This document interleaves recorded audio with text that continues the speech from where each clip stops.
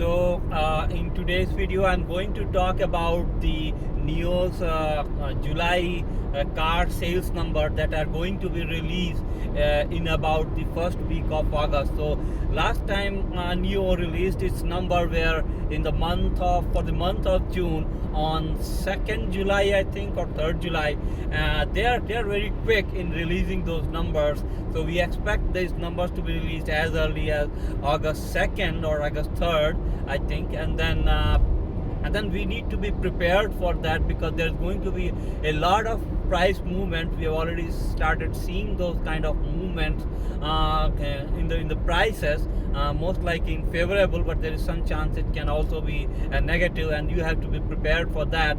So let's go back to the last 3 months or even more sales number, and on the top of my head I will give you an approximate number, and then that's how it's the most important data, even more important than the actual sales dollars figure or those number or profit loss numbers.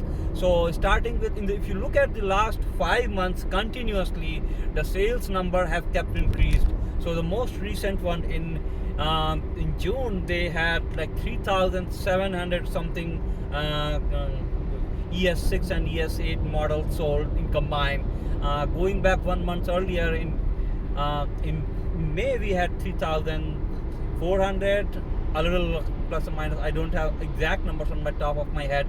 And in April, we have 3,100 car sales. So if you look at the last three months, it has been increasing steadily and continuously.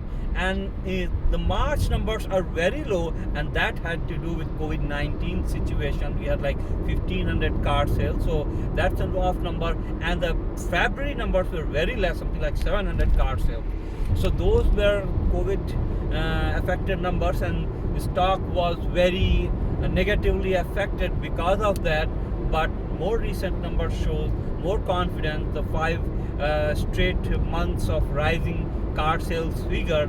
What my personal experience is, if we go historically, then these numbers are going to increase by 300. So we should see a number something very close to 4,000 car sales, and if it's like 4,200, it's a positive surprise, and then you can expect the stock to shot up significantly. If it's like close to 3,900 or 4,000, the stock should maintain the current price of around $12.5 or so. But if it for some reason, because you cannot keep rising every time, it stays the same or goes down compared to the July number, the stock can fall down to $8 or maybe even $6. That was its IPO price.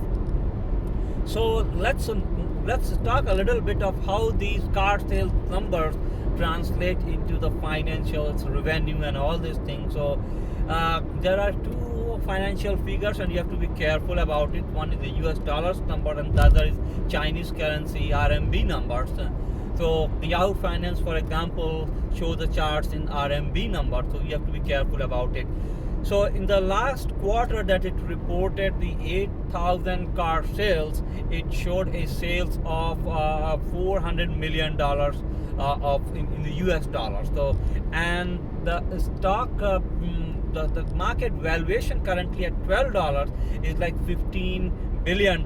So let's see how these finances and the numbers, they are lining up with the car sales number. So we expect that there were 10,331 car sales in the most recent quarter that ended in June 30, and that is expected, based upon the previous quarter's numbers, converts to about $500 million. So if we do a 1:3 ratio, then those numbers, $500 million sales, they convert to something like $500 million in one quarter will be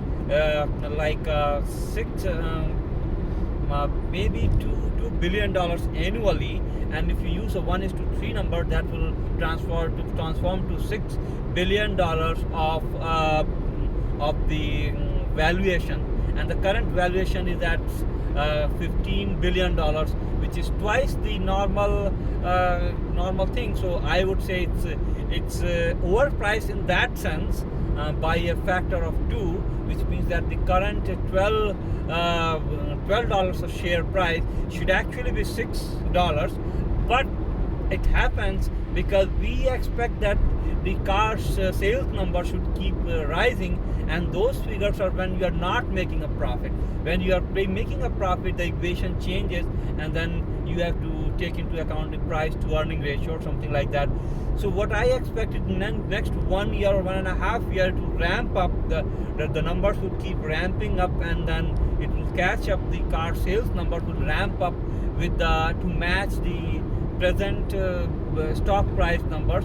So it's about fairly priced even at $12.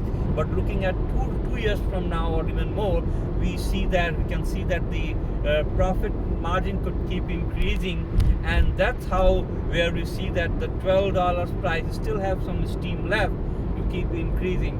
So based upon that, it's fairly priced. It can go a little bit depending upon how if the sales number can keep momentum or not, and then